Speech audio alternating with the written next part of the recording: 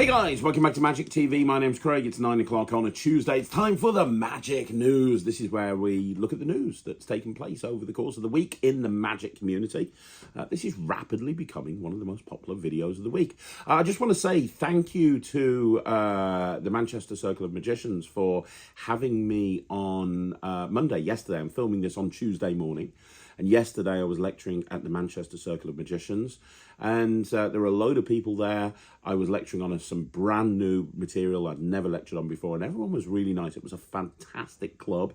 If you live in and around the Manchester area, I'd highly recommend joining.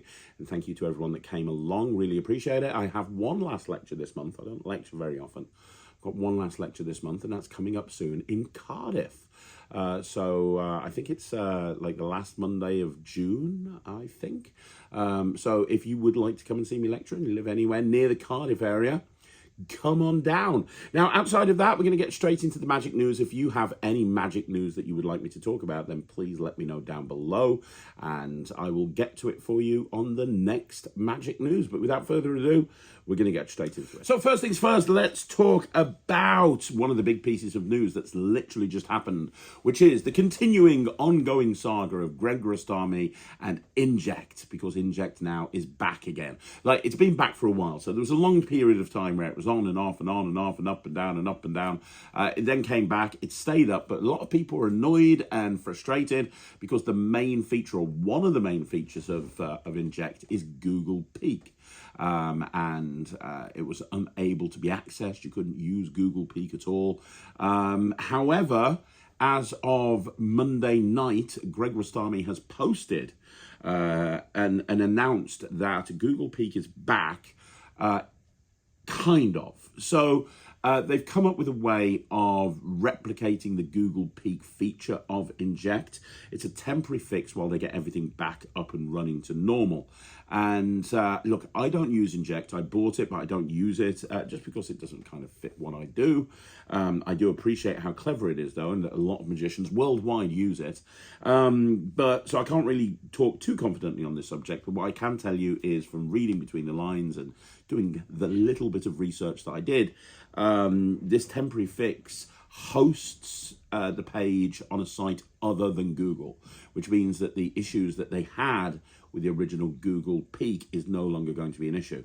And lots of people in the Inject community, they're saying thank you and thank you and thank you, and all this works like a dream. There's a couple of people with teething problems, as you would expect, but those teething problems are getting sorted very quickly, as far as I can see, by Greg's team.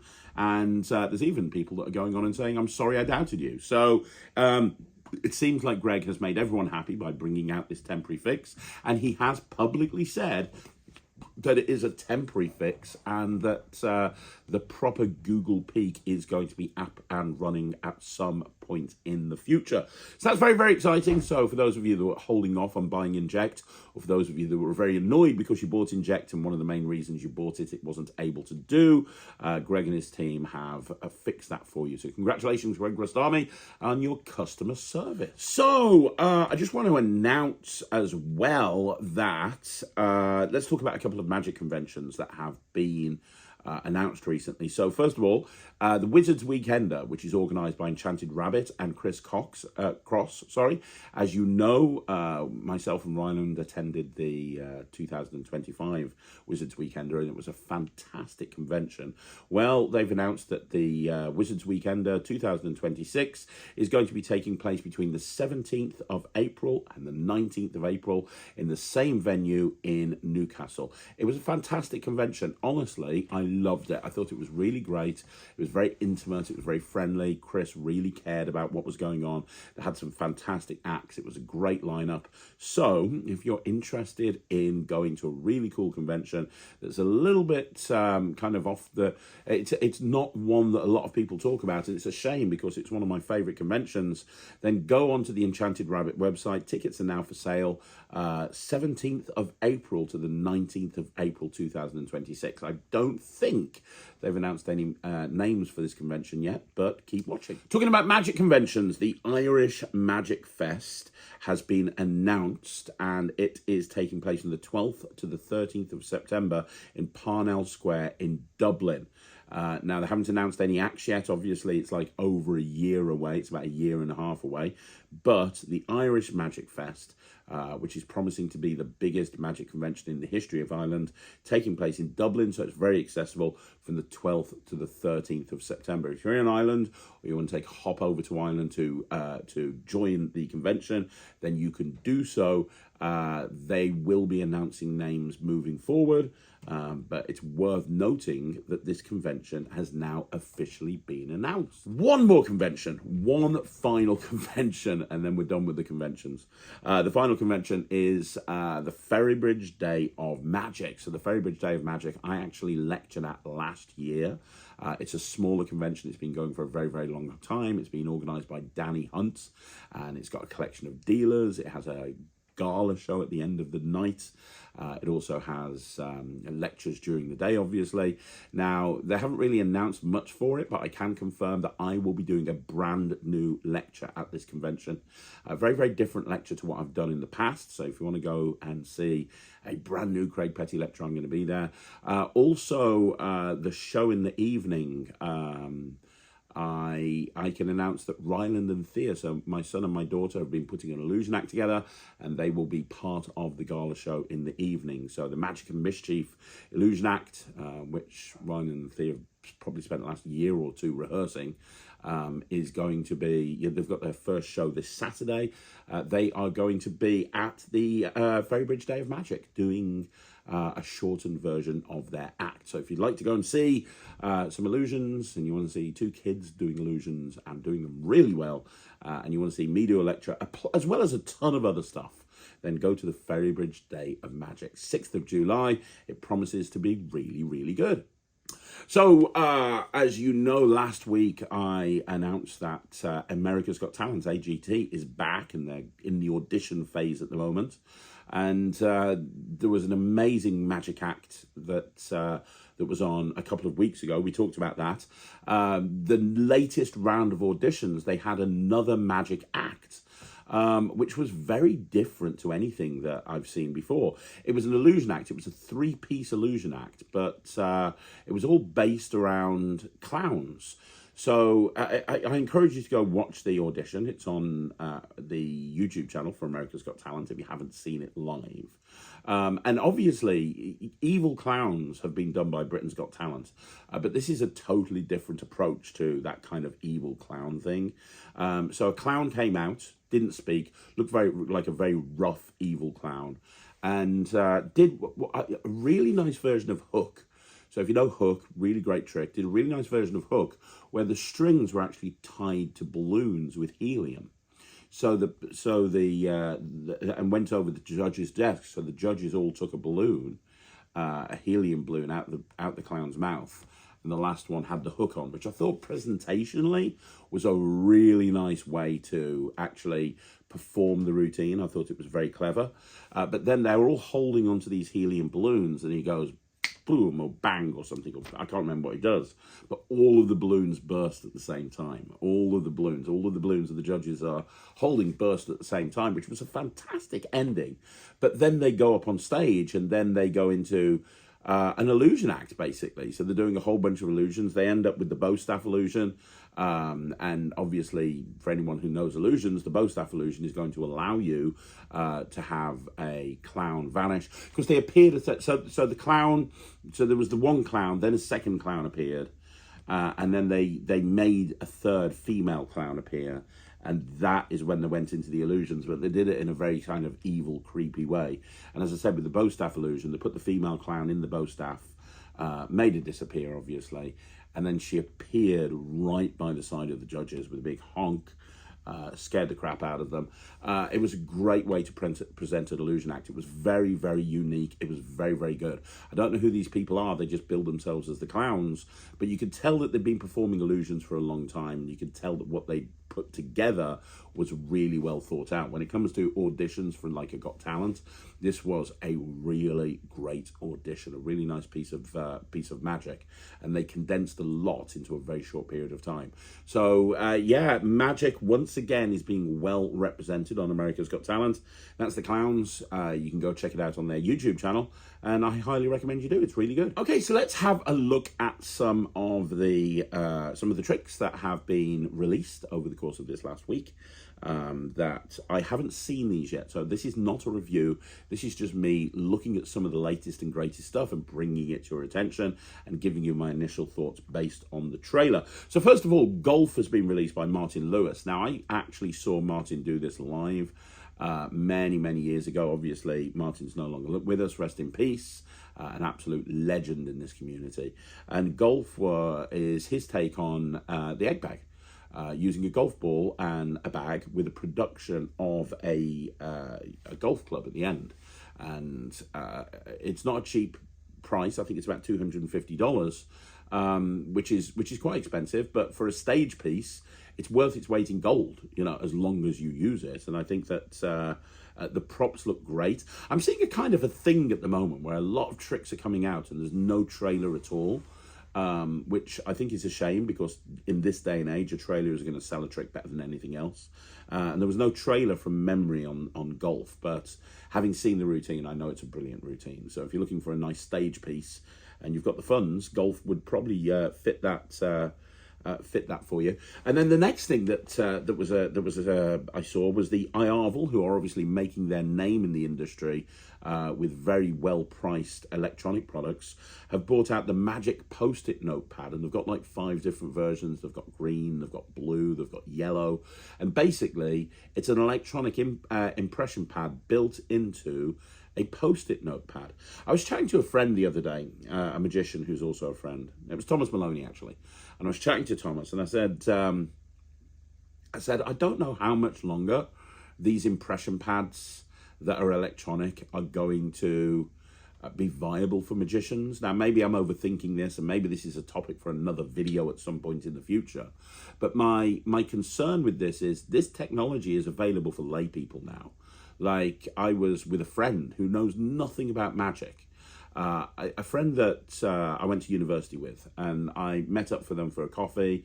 They'd kind of moved out the area, but we keep in touch, and they were in the area, so I met up for a coffee. And they had this pad that just looked like a normal pad, and had this pen that looked like a normal pen. And he was showing it me, and he was writing stuff down and making notes, and these notes were being transmitted in real time onto this iPad, and it was converting it into text and all this sorts of stuff, and he was drawing things, and it was transferring that over as well. And you see adverts for this online all the time, but this is becoming more of a common thing. More people are getting this. And then he was showing me how that can also connect to his watch, and I'm thinking, well, hang on a minute, that's exactly what magicians have been doing. All of these secret impression devices and all these secret electronic impression devices, that's what these do. So how long is it going to be before, you know, the lay people go, oh, hang on a minute, you know, you're wearing a watch, or what have you got in that case? Have you got a screen in that case? I don't know. Maybe I'm overthinking things, because I tend not to do anything like this. If I need to peek some information, I'm just going to use a Peak wallet, or I'm going to use a center tear. You know, I kind of go very old school with this. I've got no problem using electronics, but I don't feel the need to use them when it comes to peaking stuff. Now, putting a peak device into a Post-it notepad does make it more deceptive, because I don't think that people would maybe suspect a Post-it notepad to go through to an electronic receiver. But I don't know, these things are becoming more popular. I've had this conversation with Matt in the past, and I've said, how much longer do you think you can use your electronic dice? There are literally multiple different brands of dice that when you throw them, it records the score automatically, and will send it through to your watch and your phone, so that if you're playing games like Yahtzee or something, it will keep track of everyone's scores.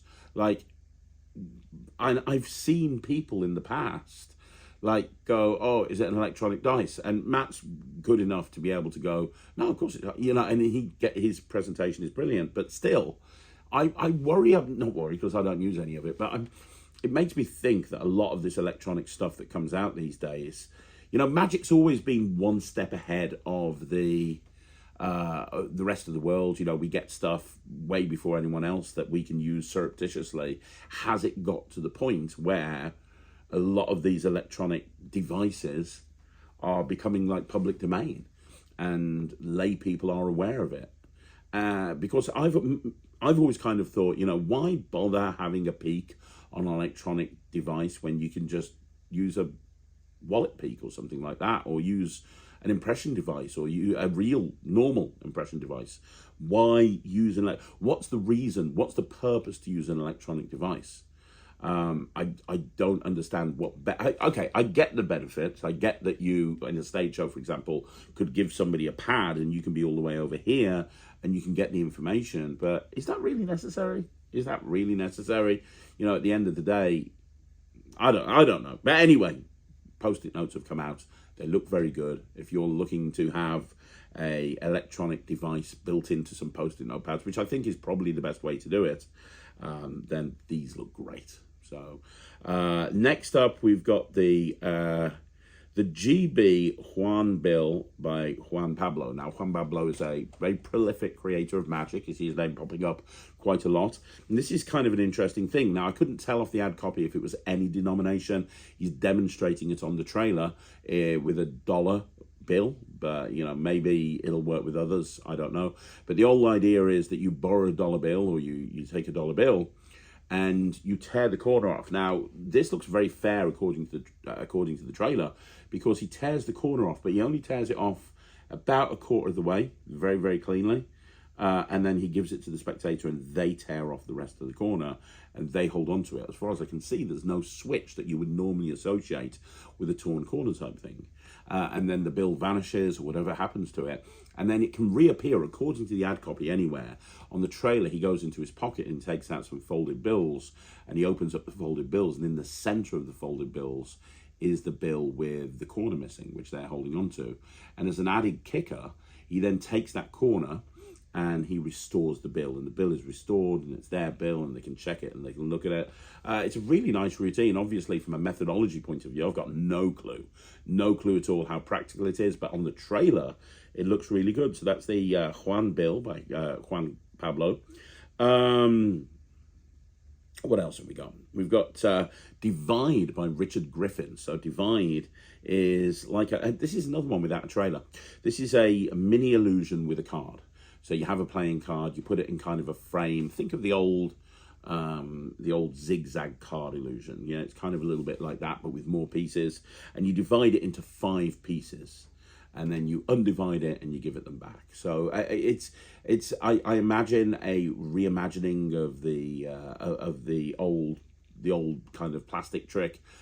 Richard normally brings out really good material, and it's normally really solid, so I expect this to be good. But again, I haven't seen it, and there's not even a trailer, so I'm kind of guessing. Killer Blank Prediction has just come out by Adrian Vega. Now, this is the routine that he went on Fool Us with. And as soon as I saw, and I haven't seen his Fooler performance, his Penn and Teller Fool Us performance, but I did watch the trailer, and as soon as I started watching the trailer, I was like, this seems very similar to Cody Fisher's Killer Prediction. And sure enough, in the ad copy, he says this is his reimagining of Killer Prediction by Cody Fisher. So what happens is, just like with Cody's original, 3 balls of paper are thrown into the audience, and they hold on to these pieces of paper, and you're using the balled up pieces of paper to randomly select 3 people. So you randomly select 3 people, and when you have, between them, they name a card. You know, so one person names a suit, one person names a value, so on and so forth. So between them, they name a card. And then what happens is, and this is where it deviates from Cody's original, what happens is there's a deck of cards, and I'm not really fully 100% sure of the structure of the routine, because obviously I've not seen a full performance. But ultimately what happens is the deck of cards that's been on display from the beginning, you show that deck is completely blank and that there's no faces in there at all. The cards are completely blank, and there's one card that's printed in there and one card only, which is the card that they named, which is nice. And then they stand up and they open up the balled up pieces of paper, and when they do, their card is written on the balled up pieces of paper. So for example, 4 of clubs, and that's a really nice finale. I used to do that, and that's what Killer Prediction was like, that but with an invisible deck. So this certainly seems like a a step forward. I'd love to see it and know for sure, but it certainly seems very good. And Adrian Vega is always really solid when it comes to releasing Magic. I used to do, here's a thing for you, when I did holiday parks, I used to do Cody's Killer Prediction, and I used to do it with a t-shirt gun. So anybody who knows the original method, I had a t-shirt gun, and I would use it to fire 3 t-shirts out into the audience. And I would have those 3 people come up on stage, and then what I'd have them do is I'd have them face the back of the stage and put the t-shirts on. So when they announced what the card was, they would turn round and the t-shirts had the card printed on them, which is a really nice way to do that to a big audience, you know, and it's just a t-shirt gun is all you need. And a few cheaply printed t-shirts. But anyway, the Killer Blank Prediction looks really good. And then there's one more thing. There's a new routine that's just been shown up on Murphy's called Spirit by Arubai and Dusung.